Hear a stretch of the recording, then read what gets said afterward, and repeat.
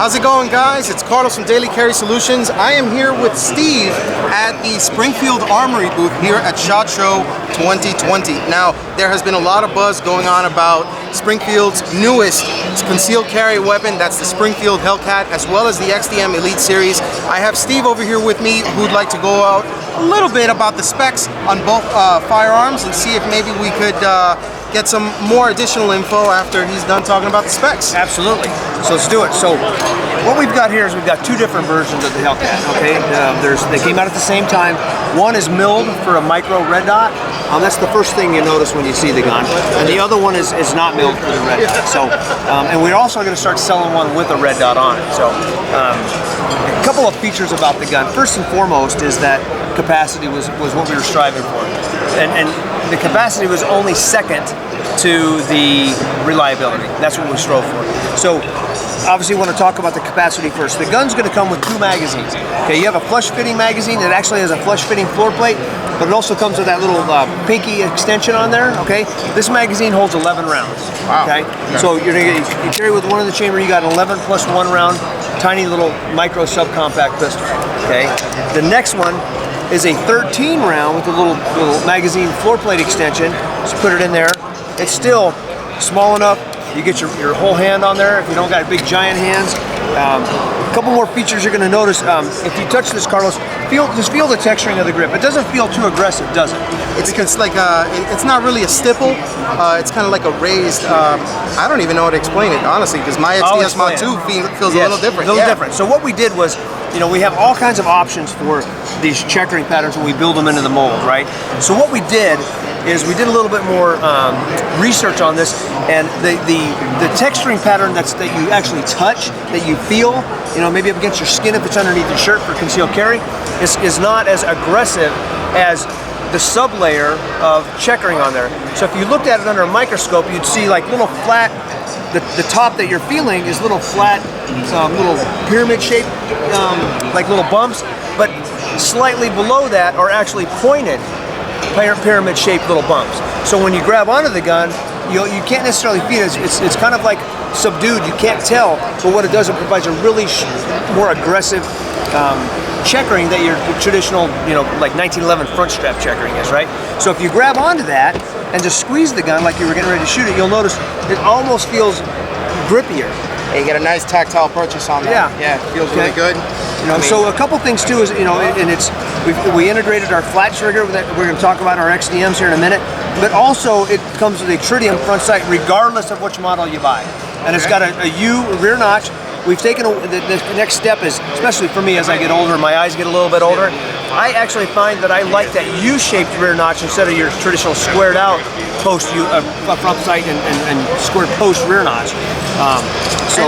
Now I did notice you guys went away from the traditional 3-dot sight on this one that you would typically sell with something like the XDS model that has the fiber optic front sight. That's actually really cool that you guys upgraded the sight, and particularly with the red dot. I mean, I mean, you get it right there. It's a nice positive look there. I mean, you get a nice purchase on the firearm, and I mean, it feels natural in the hand. I like this, but I also like the fact that this firearm came, even being so small, it came with a rail. Yep. So by the happenstance, if you have something like I don't know, an OUTER PL Mini 2, sure, you can actually put it on here, and that's something that's compatible right out of the box. And it's not something that you have to put an attachment on and then put the weapon light on. So exactly right. Especially with all the manufacturers coming out with these small compact concealed carry pistols, it just made sense to put the rail on it, because other companies, your light companies, your laser companies are coming out with small compact little tiny red dots. I'm sorry, lights. But one thing I kind of overlooked here, what I wanted to show you was, when you pick the gun up, a lot of people that start putting red dots on guns, especially full-size guns, they struggle with finding the red dot. We've trained for many years to see the sights. Well, what's happened is, with this sight being so small and low into the slide, if you notice, Carlos, take a look at that, and you'll see that the red dot co-witnesses with the sights. It does. So if you bring your gun up and you're to see the iron sights, you automatically have to see the red dot. So it's not sitting up above your iron sights.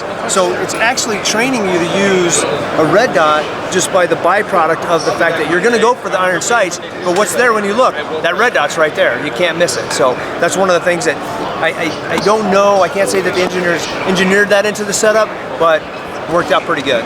Now I did notice that on this particular model, you talked about having a flat trigger. Can you touch up on that a bit? Yeah, so what we found is, especially with a couple of guys that shoot for us, myself, Rob Latham and whatnot, we're shooting, we've seen this flat trigger renaissance, I guess you could say, that we incorporated it in a lot of our St. Victor rifles, but we started to incorporate it on the handgun because you find that a lot of people like the fact that it's less irritating to your trigger finger. It makes it so the trigger feels like it actually moves less. So we're kind of tricking you into this feeling that the trigger does actually move less. Actually, in this case, it does.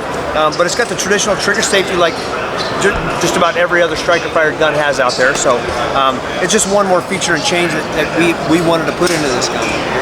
Very nice. Okay, so we touched up a bit on the Springfield Hellcat. Now, one firearm that I have always been a huge fan of is my XDM 3.8 in 45.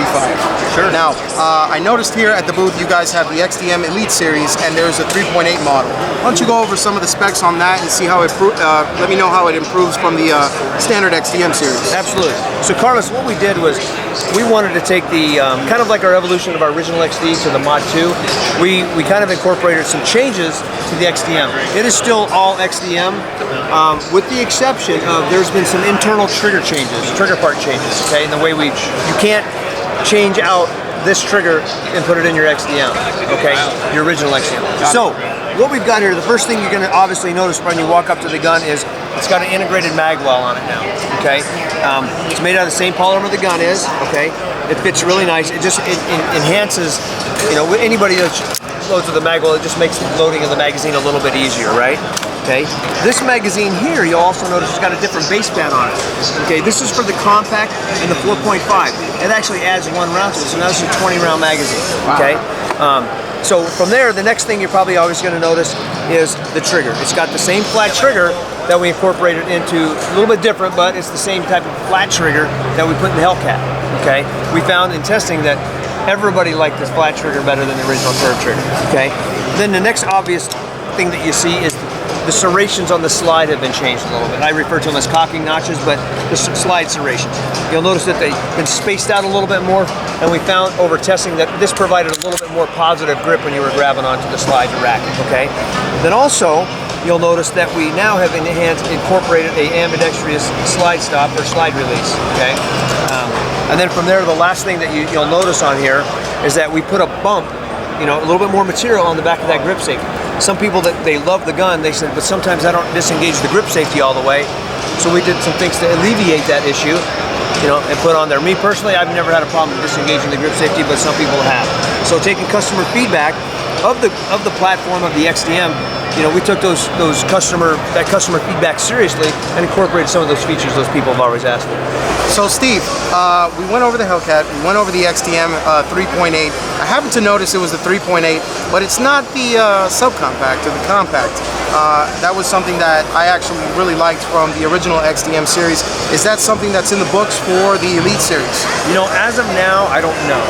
I will tell you that these are the guns that we're going to run with right now, so I'm not sure what the evolution of the XDM-Elite line is going to be, but I can tell you that we're always looking to make a better than what we did before, or something different than what we did before. So that may be something down the line, or next year or two you might see a whole other new polymer platform. You never know. Perfect. Thank you so much for taking a moment to speak with me here at the Springfield booth. Steve, I hope you guys have a great SHOT Show 2020. Guys, this is Steve from the Springfield booth here at SHOT Show 2020.